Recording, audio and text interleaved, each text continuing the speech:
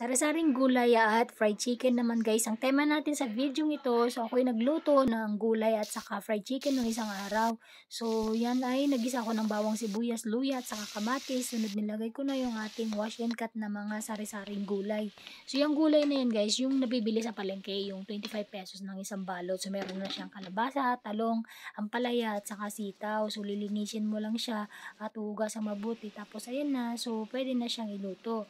Ang pampalasa ko dyan nilagay ay fish sauce at saka paminta, yung crack.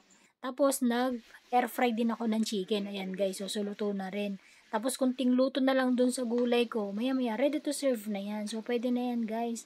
So masarap to. Combination or match combination sila kasi may gulay na at saka may chicken pa.